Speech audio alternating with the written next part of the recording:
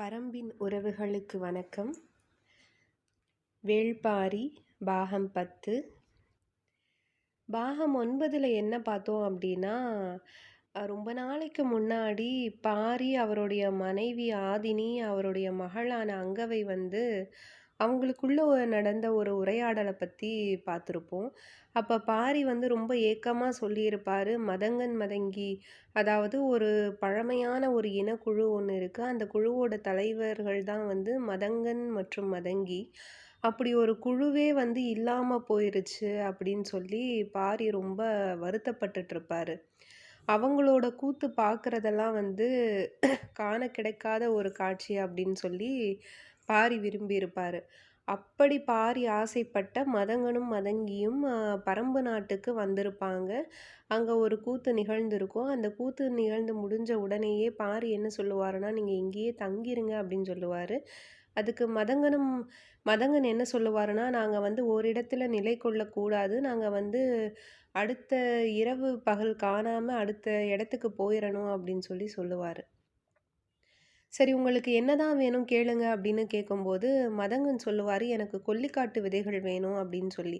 ஏன்னா அவங்க பரம்பு நாட்டுக்கு வந்துட்டுருக்கும்போது அவங்க மக்கள் ரொம்ப பசியோடு வந்துட்டுருப்பாங்க. அப்போ அவங்கள அழைச்சிட்டு வந்த வீரன் என்ன பண்ணுவாருன்னா, ஒரு குளத்தில் நீர் இருக்கும். அந்த கொல்லிக்காட்டு விதையை கொஞ்சமாக தூள் பண்ணி அந்த குளத்து மேலே தூவி விடுவார். அப்போ அந்த மீன்கள்லாம் அதை சாப்பிட்டுட்டு மயக்கம் அடைஞ்சிரும். அதோட பண்பே என்னென்னா, அந்த கொல்லிக்காட்டு விதையை சாப்பிட்ற பறவை விலங்குகள் பார்த்தோன்னா கொஞ்ச நேரத்துக்கு மயக்க நிலையில் இருக்கும். அதுக்கப்புறம் அந்த மயங்கின மீன்களை பார்த்தோன்னா அவங்களுக்கு உணவாக எடுத்திருப்பாங்க. அதை பார்த்த மதங்கன் எனக்கு அந்த கொல்லிக்காட்டு விதைகள் வேணும் அப்படின்னு சொல்லி கேட்பாரு. அதுக்கு பாரியும் கூட இருக்கிறவங்களும் என்ன சொல்லுவாங்க அப்படின்னா, இது எங்களுடைய மரபு பொருள்களை பார்த்தோன்னா வெளியே கொடுக்கக்கூடாது அப்படிங்கிறது குலநாகினியோட வாக்கு அப்படின்னு சொல்லியிருப்பாங்க. அது கொடுக்கவும் தயங்குவாங்க. ஆனால் பாரி கொஞ்சம் கூட யோசிக்காமல் அதை கொண்டு மதங்கன் கிட்ட கொடுக்க சொல்லுவார். மதங்கனும் வேண்டிய அளவு எடுத்துப்பார். அது எல்லோருக்கும் கொஞ்சம் உறுத்தலாகவே இருக்குது. இப்படி பாகம் 9ஆனது நிறைவடையுது. பாகம் 10. யவனர்களின் சொலாண்டியா கப்பல் வழக்கம் போல் அரபு துறைமுகங்களில் தங்காமல் ஓசலஸ் வழியாக சிந்து நதியின் முகத்வாரத்தில் இருக்கும் பாப்ரிகோன் துறைமுகத்துக்கு சேர்ந்தது. கப்பலின் மாலுமி எபிரஸ் நீண்ட கால கடல் அனுபவம் பெற்றவன். கடற்காற்றின் குறிப்பறிந்து கப்பலை செலுத்துவதில் கை தேர்ந்தவன். அதனால்தான் மிகப்பெரிய கப்பலான சொலாண்டியாவின் பயணம் இவன் வசமே பல ஆண்டுகளாக ஒப்படைக்கப்பட்டுள்ளது. கப்பலின் பாதுகாப்பு தளபதி த்ரேஷியன் ஒருவனே கப்பலை நகர்த்தி விடுவது போன்ற உடல் அமைப்பு கொண்டவன். கடற்கொள்ளையர்களிடமிருந்து தற்காத்து சொலாண்டியாவின் பயணம் தொடர்ந்து வெற்றிகரமாக அமைய இவனே முதற் காரணம். இவனது படைவீரர்களும் அபார திறமை கொண்டவர்கள். பாப்ரிகோன் துறைமுகம் சரக்கு வர்த்தகத்தில் முக்கியமானது என சொல்ல முடியாது. ஆனாலும் கப்பல்கள் பல நாட்கள் இங்கு தங்கி செல்வது வழக்கம். காரணம், இந்த நிலப்பரப்பின் தனித்த அடையாளமாக விளங்கும் யவன இந்திய வம்ச கலப்பால் உருவான அழகிகள் ஒரு சாயலில் யவன தேவதைகளாகவும் மறு சாயலில் இந்திய பதுமைகளாகவும் காட்சி தருபவர்கள். அவர்களின் படுக்கையை விட்டு கப்பல் மாலுமிகள் அவ்வளவு எளிதில் விலகுவது இல்லை. நீலம் பூத்த கண்களையும் செழித்த கொங்கைகளையும் ஒரு சேர பார்க்கும் எந்த ஆணும் அணைத்த கையை பிரித்து எடுக்க மாட்டான். வேறு வழியே இல்லாமல் தான் எபிரஸ் வெளியேறி கப்பலுக்கு சேர்வான். ஆனால் த்ரேஷியன் சேர அதன்பின் 1 வாரம் கூட ஆகலாம். உடலே ஒரு மர்ம குகை போல் இருக்கிறது எபிரஸ். வெளிர் மஞ்சள் நிறங்கொண்ட யவன அழகிக்குள் நுழைந்து கருமஞ்சள் நிறங்கொண்ட இந்திய பதுமையின் வழியே கரை சேர்ந்தேன் என சொல்லியபடி கப்பலுக்கு வருவான். அவனை கோபம் கொள்ள முடியாது. ஏனென்றால் இந்த பயணத்தின் மிக ஆபத்தான பகுதி இனிமேல்தான் இருக்கிறது. கட்ச் வளைகுடா ஆழமற்றது மட்டுமல்ல, கூர்மையான பாறைகள் நிரம்பியதும் கூட. எந்த நேரத்திலும் கப்பலின் அடிபாகம் நொறுங்கும் ஆபத்து உண்டு. மிக கவனமாக அதை கடந்து சுபாஹரா சேர வேண்டும். கரையை ஒட்டி பயணிக்கும் இந்த போக்குவரத்து தான் துருவங்களை கடந்த வணிகத்துக்கு அச்சாணியாக இருக்கிறது. ஆனால் அவற்றின் மிக ஆபத்தான பகுதிகளான மேலிமேடுவும் மங்களகிரியும் அடுத்தடுத்து உள்ளன. இதை கடற்கொள்ளையர்களின் நாடாக யவனர்கள் குறித்து வைத்துள்ளனர். இதை கடப்பதுதான் மொத்த பயணத்திலும் மிக சவாலான காரியம். இதை வெற்றிகரமாக கடந்துவிட்டால் அதன் பிறகு தீண்டிஸுக்கு வந்துவிடலாம். யவனர்கள் தொண்டியைத்தான் தீண்டிஸ் என அழைத்தார்கள். அவர்கள் இந்த நிலப்பரப்புக்கு சம்புத்தீவு, அதாவது நாவலந்தீவு என பெயர் இட்டிருந்தார்கள். நாவல் மரங்கள் அதிகம் இருக்கும் காரணத்தால் இந்த பெயர். இந்த நிலப்பரப்பு நார் சதுர வடிவில் உள்ளது என்றும் இதில் 65 நதிகளும் 118 நாடுகளும் உள்ளன எனவும் அவர்கள் குறிப்பெடுத்து வைத்திருந்தனர். இந்த நார் சதுரத்தின் ஒரு முனை திரும்பும் இடமே தொண்டி. இங்கு வந்துவிட்டால் அதன் பிறகு மிக பாதுகாப்பான பயணம் ஆரம்பமாகும். அது மட்டுமல்ல, இந்த நெடும் பயணத்தின் முக்கிய வணிகமே இனிமேல்தான் உள்ளது. நார் சதுரத்தின் முதல் முனையான தொண்டியை விட்டு திரும்பும் கப்பல்கள் அடுத்து முசிறியை அடையும். அதன் பிறகு சற்று பயணித்து மறு திருப்பத்தில் குமரியை அடையும். அங்கிருந்து கொர்க்கைக்கு செல்லும். பின்னர் புகார் வந்து சேரும். கப்பலின் பெரும்பாலான பொருட்கள் இறக்கி ஏற்றப்பட்டு கப்பல்கள் மீண்டும் யவனத்தை நோக்கி பயணத்தை தொடங்கும். சொலாண்டியா கப்பல் நற்பகலில் தொண்டி துறைமுகத்துக்குள் நுழைந்தது. பிரம்மாண்டமான கப்பலின் வருகை மிக தொலைவிலேயே கண்டறியப்பட்டுவிடும். பாய்மரத்தின் உப்பிய வயிற்றில் விலைமதிப்பற்ற வணிகத்தை சூழ் கொண்டு வரும் யவன தேவதையைப் போல சொலாண்டியா வந்து நிற்கும். கடற்காகங்களின் கரைச்சல் அலையில் சத்தத்தையும் மிஞ்சிக் கொண்டிருக்க எபிரஸ் நங்கூரத்தை இறக்க உத்தரவிட்டான். சேரர் குலம் இரு வம்சாவழியாக பிரிந்து நாளாகிவிட்டது. முன்னவன் உதியன் பரம்பரை என அழைக்கப்பட்டான். வஞ்சியை தலைநகராக கொண்டு முசிறியை துறைமுகப்பட்டினமாக அமைத்து அவன் ஆட்சி நடத்தினான். அவனது நாடு குட்டநாடு என அழைக்கப்பட்டது. பின்னவன் அந்துவன் பரம்பரை என அழைக்கப்பட்டான்.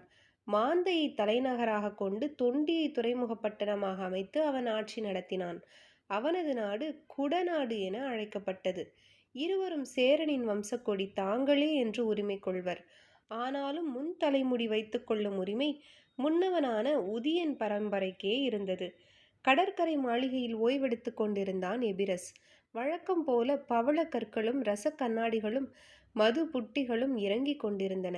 பதிலுக்கு அந்த துறைமுகத்தில் இருந்து ஏற்றப்பட வேண்டிய பொருட்கள் மிளகும் உதிரவேங்கை மரத்தின் பட்டைகளும் தான். குடநாட்டில் மிளகு விளையும் பகுதி அளவில் சிறியதே. அதனால் அந்த கடற்கரையில் சில திரளி மரப்படகுகளே நின்றன. உதிரவேங்கை பட்டை மிகுந்த மருத்துவ குணம் கொண்டது. அதை யவனர்கள் முக்கியமாக வாங்குவர். இரு பொருட்களை சேர்த்தாலும் இங்கு நடக்கும் வர்த்தக மதிப்பு மிக குறைவுதான். எனவே வேகமாக சரக்கை இறக்கிவிட்டு செல்வதிலேயே மாலுமிகளும் உடன் வந்துள்ள வியாபாரிகளும் தீவிரமாக இருப்பர். ஏற்ற வேண்டிய பொருட்களை திரும்பி வரும்போதும் தான் ஏற்றுவர். பொருட்கள் எல்லாம் இறக்கப்பட்டுவிட்ட தகவல் கிடைத்ததும் எபிரஸ் மாளிகையிலிருந்து புறப்பட தயாரானான். அப்போது மாளிகைக்கு வந்தான் குடநாட்டு அமைச்சன் கோளூர் சாத்தான்.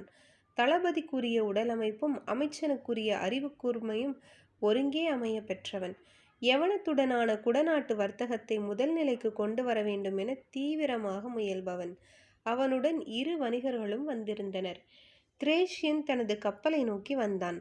அவன் வீரர்கள் தளபதிக்குரிய ஆயுத மரியாதையை செய்து அவனை கப்பலுக்குள் வரவேற்றனர். உள்ளே வந்த பிறகுதான் அவனுக்கு தெரிந்தது எபிரஸ் இன்னும் வரவில்லை என்பது. எப்போதும் எனக்கு முன்னமே வந்து விடுவானே, ஏன் தாமதம் என கேட்டான். யாருக்கும் தெரியவில்லை. குடநாட்டு அழகிகளால் காலதாமதம் ஏற்பட வாய்ப்பு இல்லையே என யோசித்தபடி அவனது மாளிகையை நோக்கி திரேஷியன் நடந்து போனான். வீரர்கள் அணிவகுத்து சென்றனர். காவலாளி கதவை திறக்க மாளிகையின் உள்ளே நுழைந்தான் திரேஷியன். ஆச்சரியம் நீங்காத நிலையில் எபிரஸ் உட்கார்ந்து இருந்ததை கண்டான். அவனது எதிர் இருக்கையில் கோளூர் சாத்தானும் வணிகர்கள் இருவரும் உட்கார்ந்திருந்தனர். நடுவில் இருந்த பலகையின் மேல் தங்கத்தாலான வட்டத்தட்டில் கொல்லிக்காட்டு விதைகள் வைக்கப்பட்டிருந்தன. புகார் சென்று திரும்புவதற்குள் நீங்கள் சேகரித்து வையுங்கள், இதற்கு என்ன விலை கொடுக்கவும் நான் தயார் என்று அவர்களிடம் சொல்லிவிட்டு எழுந்தான் எபிரஸ். கப்பல் நோக்கி அவனும் திரேஷியனும் பேசிக்கொண்டே வந்தனர்.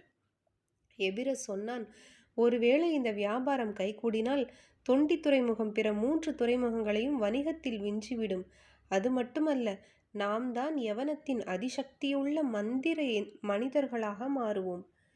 கடம்ப மரத்தில் இருக்கும் முருகனை வழிபட்டு திரும்பும் பாரியிடம் குடநாட்டு அமைச்சன் வந்திருக்கும் செய்தி சொல்லப்பட்டது. அவன் காத்திருந்த மாளிகையை நோக்கி சென்றான் பாரி. உடன் முடியனும் பெரியவர் தேக்கனும் வந்தனர். சேரகுலத்தின் அந்துவன் பரம்பரையின் மீது மட்டும் சிறு மதிப்பு பரம்ப நாட்டுக்கு உண்டு. அதனால்தான் அவர்கள் அழைத்து வர அனுமதிக்கப்பட்டனர். கபிலர் வந்ததால் எவ்வியூரே கொண்டாட்டத்தில் திளைத்து கொண்டிருந்த நேரம் இது. பாரியின் மனம் பூத்து கனிந்திருந்தது. அறுபதாங்கோழி இன்னும் கிடைக்கவில்லை என்ற கவலை மட்டுமே மனதின் ஓரத்தில் இருந்தது. அதுவும் எந்த நேரத்திலும் சரியாகிவிடக்கூடியதுதான். மாளிகைக்குள் நுழையும் பாரியின் முகமலர்ச்சியை பார்த்த அமைச்சன் கோலூர் சாத்தான் அகமகிழ்வு கொண்டான். தான் வந்த காரியம் நல்லபடியாக முடியும் என்ற நம்பிக்கை அவனுக்கு ஆழமானது. அவன் கொண்டு வந்த பரிசு பொருட்களை பாரி அமரும் இருக்கைக்கு முன்பாக பரப்பி வைத்திருந்தனர். யவனத்திலிருந்து வாங்கப்பட்ட ரசக்கண்ணாடி நடுவில் வைக்கப்பட்டிருந்தது. கண்ணாடியின் மேல் 2 யவன அழகிகளின் உருவங்களை கொண்ட மர வேலைப்பாடுகள் இருந்தன. இருக்கையில் அமரும் பாரியின் முகத்தை பிரதிபலிப்பதைப் போல அந்த கண்ணாடி வைக்கப்பட்டிருந்தது. அமைச்சன் ஆரம்பித்தான். பரம்பின் மா மன்னரை வணங்குகிறோம். குடநாட்டு வேந்தன் குடவர்கோவின் அன்பு பரிசை நீங்கள் ஏற்க வேண்டும் என்று முன்னால் பரப்பி வைக்கப்பட்டிருந்தவற்றை பார்த்து சொன்னான். பாரியின் உதட்டோரம் தொடங்கிய மெல்லிய சிரிப்பு முழுமை கொள்ளாமல் வேகமாக முடிந்தது. வந்ததன் நோக்கம்? காணிக்கையை ஏற்பதை பற்றி எந்தவித பதிலும் சொல்லாமல் பாரி கேள்விக்குள் போனது சற்றே ஆச்சரியத்தை கொடுத்தது. அமைச்சன் சொன்னான், குடநாட்டு வேந்தர் வணிக பேச்சு ஒன்றுக்காக என்னை அனுப்பி வைத்தார். வணிகம் இயற்கைக்கு விரோதமானதே, அதை ஏன் என்னிடம் பேச வந்தீர்கள்? அமைச்சன் எச்சில் விழுங்கினான். வணிகம்தானே ஒரு அரசின் அச்சாணி. வணிகம் செழித்தால்தானே அரசு செழிக்கும். அரசு செழித்தால்தானே மக்கள் செழிப்பர். வணிகமே இல்லாததால் தான் நாங்கள் செழித்திருக்கிறோம் என்று சொன்ன பாரி சற்று இடைவெளி விட்டு சொன்னான், எந்த மன்னனின் காலடியிலும் பரம்பின் தட்டுக்கள் பணிந்து வைக்கப்பட்டது இல்லை என்பதை அறிவீரா? அமைச்சன் அதிர்ச்சி அடைந்தான். பாரி தொடர்ந்தான், இயற்கை வழங்குகிறது, நாம் வாழ்கிறோம். இடையில் விற்கவும் வாங்கவும் நாம் யார்? கொள்ளாமலும் கொடுக்காமலும் எப்படி வாழ முடியும் மன்னா? பரம்பு நாட்டுக்கு தேவையான உப்பை உமனர்களிடமிருந்து நீங்கள் வாங்கத்தானே செய்கிறீர்கள். எங்களுக்கு தேவையானதையும் அவர்களுக்கு தேவையானதையும் பரிமாறிக்கொள்கிறோம். பகிர்ந்து உண்பதும் பரிமாறி வாழ்வதும் இயற்கை நமக்கு கற்றுக் கொடுத்தவை. அதுதானே வணிகமும்? இல்லை, பரிமாற்றம் என்பது தேவை சார்ந்தது. வணிகம் என்பது ஆதாயம் சார்ந்தது. ஆதாயம் மனித தன்மையற்றது, மாண்புகளை சிதைப்பது. யவன அழகிகளை எனது காலடியில் வந்து பரப்ப உங்களை தயார் செய்வது, இதனினும் கீழ்மையடைய தூண்டுவது என சொன்ன பாரி சற்றே குரல் உயர்த்தி சொன்னான், நான் சொல்வது விளங்கவில்லையா? எனது காலடியில் யவன அழகிகளின் சிற்பத்தை பரப்புகிற உன் மன்னன் இதைவிட பெரிய ஆதாயத்துக்காக வேறு யாருடைய காலடியில் எவற்றையெல்லாம் பரப்புவான்? அமைச்சனின் நாடி நரம்புகள் ஒடுங்கின. நாட்டை ஆள்பவர்கள் நீங்கள், அமைச்சர்களாகிய நாங்கள் உங்களின் சொற்கேட்டு பணியாற்றுபவர்கள். தற்காத்து பதில் சொன்னான் அமைச்சன். நாங்கள் ஆள்பவர்கள் அல்லர், ஆளப்படுகிறவர்கள். இயற்கைதான் எங்களை ஆள்கிறது. சற்று மௌனத்துக்கு பிறகு அமைச்சன் சொன்னான், உங்களையும் பரம்பு நாட்டையும் எந்த கணமும் அழிக்க துடித்து கொண்டிருக்கிறான் குட்டநாட்டு அரசன் உதயஞ்சேரல். அவனே இப்போது யவன வணிகத்தில் உச்சத்தில் இருக்கிறான். அவனிடம் சேரும் ஒவ்வொரு செல்வமும் பரம்பு நாட்டுக்கு எதிரான போர் ஆயுதமே. வணிகத்தில் அவனை விஞ்ச குடநாட்டுக்கு ஒரு வாய்ப்பு கிடைத்துள்ளது. நீங்கள் எங்களுக்கு உதவினால் எங்களால் அதை சாதிக்க முடியும். உதயஞ்சேரலை பின்னுக்கு தள்ள முடியும். நாங்கள் பரம்பின் நண்பர்கள், என்றும் உங்களுக்கு துணை நிற்போம். எங்களை நீங்கள் எதிர்க்க முடியாததாதனால் நண்பர்கள் என சொல்லிக் கொள்வதை ஏற்க மாட்டோம். நட்பின் பொருள் மிக ஆழமானது.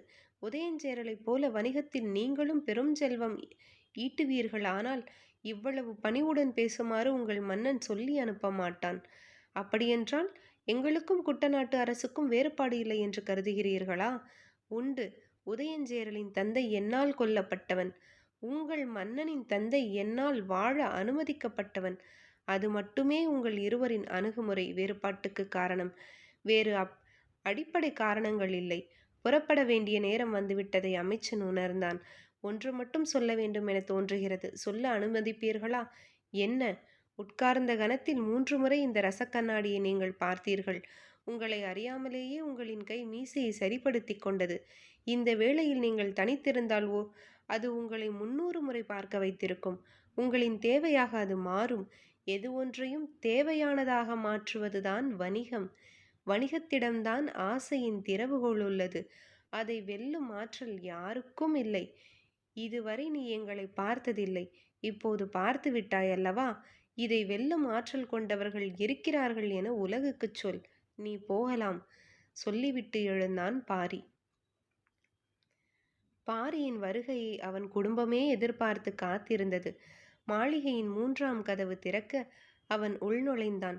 ஆவலோடு எதிர் நின்ற அங்கவை கேட்டாள், என்ன தந்தையே இவ்வளவு நேரம்? வணிகம் பேச குடநாட்டு மன்னன் ஆள் அனுப்பியிருந்தான். அருகில் இருந்த ஆதினி சற்றே பதற்றமாகி பாரியின் முகத்தை பார்த்தாள். அங்கவை அம்மாவின் கரம் பற்றி சொன்னாள், கபிலர் வந்திருப்பதால் தந்தை கோபம் கொண்டிருக்க மாட்டார் இல்லையா தந்தையே? ஆம் மகளே. வணிகம் பேசி திரும்பும் ஒருவனுக்கு கை கால்கள் இருப்பதை பார்க்க எனக்கும் ஆச்சரியமாகத்தான் இருந்தது. என்ன வணிகம் பேச வந்தான்? அதை நான் கேட்கவில்லையே மகளே. அதனால்தான் அவன் தப்பி போயிருக்கிறான். பாரி மாளிகையின் மையத்தில் இருந்த இருக்கையில் அமர்ந்தான். அவன் அருகில் வந்து அமர்ந்த இளையவள் சங்கவை தந்தையின் கையை தனது மடியின் மேல் வைத்து சேவல் இறகால் மெல்ல வருடினாள். பாரி கேட்டான், ஆவலோடு எதிர்பார்த்ததாக சொன்னீர்களே, எதற்காக? மூவருக்குமே பாரியின் கேள்வி ஆச்சரியத்தை உண்டு பண்ணியது. என்ன தந்தையே, வந்தவன் உங்களின் மனநிலையை தொந்தரவு செய்வதைப் போல் எதுவும் கேட்டானா? அப்படி எதுவும் இல்லை மகளே. எங்களின் தந்தையை நாங்கள் அறிவோம், மறைக்க முயலாதீர்கள். இவ்வளவு தொலைவு மேலேறி வந்து வணிகம் பேசுகிறான் என்றால் அவனது துணிவுக்கு காரணம் அவனுடைய வலிமையாக இருக்காது, அவன் பெற விளையும் ஆதாயமாக இருக்கும் என தோன்றுகிறது. என்ன பொருளுக்காக வந்தான் என்பதை கேட்டிருக்க வேண்டும். அதற்காக கவலை கொள்ளாதீர்கள். வந்தவர்களை திருப்பி அனுப்ப எல்லை வரை முடியனும் போயிருக்கிறான் அல்லவா? நிச்சயமாக அறிந்து வருவான் என்றாள் ஆதினி. சங்கவை பாரியின் கைகளை இறகால் வருடியபடியே இருந்தாள். என்ன மகளே, தந்தைக்கு வருடி கொடுக்கிறாய்? ஆம் தந்தையே, சேவல் இறகால் வருடினால் சுகமாக இருக்கும் அல்லவா? அதனால்தான். மயில் இறகுதான் வருடுவதற்கு ஏற்றது. ஆனால் இந்த இறகுதானே உங்களுக்கு பிடிக்கும் எனச் சொன்னவள் தந்தையின் முகம் பார்த்து சொன்னாள், இது சேவலின் இறகு, ஆனால் கோழியினுடையது. அப்போதுதான் பாரிக்கு புரிந்தது. 60ஆங்கோழி கிடைத்து விட்டதா என கத்தியபடி மகள்களை வாரி அணைத்தான் பாரி. எல்லையை கடக்க சிறிது தொலைவே இருந்தது. கோளூர் சாத்தான் குழுவினருடன் முடியனும் பரம்பின் வீரர்கள் சிலரும் வந்து கொண்டிருந்தனர். முன்னால் செல்லும் முடியனின் இடுப்பின் ஒரு பக்கம் வாளும் மறுபக்கம் கொம்பும் தொங்கிக் கொண்டிருந்தன. அதை பார்த்தபடி வந்து கொண்டிருந்தான் கோளூர் சாத்தன். வீரியேட்டி, கேடயம், சூரிவாள் என எவ்வளவோ ஆயுதங்களை உருவாக்கி பிற நாடுகள் முன்னேறிவிட்டன. இன்னும் இடுப்பில் கொம்பை கட்டி கொண்டு அலைகிற இந்த மலைவாசி கூட்டத்துக்கு வணிகத்தின் பயனை எப்படி புரிய வைப்பது என்ற எண்ணமே கோளூர் சாத்தனின் மனதில் ஓடிக்கொண்டிருந்தது. முன்னால் போய் கொண்டிருந்த முடியன் கேட்டான், எந்த பொருளுக்காக வணிகம் பேச வந்தீர்கள்? கோளூர் சாத்தனின் முகம் மலரத் தொடங்கியது. தனக்குள் ஓடியது போலவே வணிகம் சார்ந்த எண்ணமே இவர்களுக்குள்ளும் ஓடியிருக்கிறது. அந்த ஆர்வத்தில் தான் கேட்கிறான். அதை ஊதி பெரிதாக்கி விடலாம். இன்று இல்லாவிட்டாலும் நாளை உதவும் என எண்ணினான். உடன் வந்த வணிகனை பார்த்து கையசைத்தான். அதில் ஒருவன் தனது இடுப்பில் முடிச்சிட்டிருந்த கொல்லிக்காட்டு விதையை எடுத்து கொடுத்தான். அதை வாங்கிய முடியனின் கை நடுங்கியது. கண்கள் நம்ப மறுத்தது. அந்த விதையை கூர்ந்து பார்த்து கொண்டே இருந்தன. உயிரற்ற குரலில் கேட்டான், என்ன விலை கொடுத்திருந்தாலும் மதங்கன் இதை விற்றிருக்க மாட்டான். அவனை என்ன செய்தீர்கள்? கோளூர் சாத்தன் அசட்டு சிரிப்போடு கேட்டான், உனக்கு என்ன வேண்டும் கேள். அத்தி மதுவும் 60ஆங்கோழியின் கரியும் கபிலருக்கு விருந்தாக்கப்பட்டன. அவருக்கு அரண்மனையில் நடக்கும் முதல் விருந்து. பாரி மனைவி ஆதினியும் மகள்கள் அங்கவையும் சங்கவையும் கபிலரை இன்றுதான் சந்திக்கின்றனர். இந்த நாளுக்காக தான் அவர்கள் தவியாய் தவித்திருந்தனர். அரண்மனையின் மேல்வட்ட அறையில் இரவு எல்லாம் ஆட்டமும் கூத்துமாக இருந்தது. வேட்டூர் பழையனுக்கும் நீலனுக்கும் 60ஆங்கோழியின் கரித்துண்டு ஆளுக்கு ஒன்று கிடைத்தது. பாரிக்குத்தான் அதுவும் இல்லை. கபிலர் சொன்னார், உன்னோடு சேர்ந்து கள் அருந்தும் நாள்தான் வாழ்வின் திருநாள் என்று நீலன் சொன்னான் என்றார். பெருங்குவளை நிறைய கள்ளினை ஊற்றி அதை நீலனுக்கு கொடுத்தபடி பாரி சொன்னான், உனக்கு கள் ஊற்றி கொடுக்கும் இந்த நாள்தான் என் வாழ்வின் திருநாள். நீலன் மெய்சிலிர்த்து நின்றான். பெரியவர் தேக்கன் சொன்னார், கபிலருக்கு தோள் கொடுத்த பாரி உனக்குத்தானடா கள் கொடுத்தான். எல்லோரும் சிரித்து மகிழ்ந்தனர். முடியன் ஏன் இன்னும் வரவில்லை என கேட்டான் பாரி. பரம்பு நாட்டின் வட எல்லையில் குடநாட்டுக்கு உள்நுழையும் இடத்தில் தோளிலிருந்து பொங்கும் குருதியை மறு கையால் பொத்தியவாறு கதறிக்கொண்டே ஓடினர் கோளூர் சாத்தனும் 2 வணிகர்களும். அங்கிருந்த பனைமரத்தில் வெட்டப்பட்ட மூவரின் கைகளையும் தொங்கவிட்டு கொண்டிருந்தான் முடியன். பரம்பின் குரல் ஒலிக்கும்.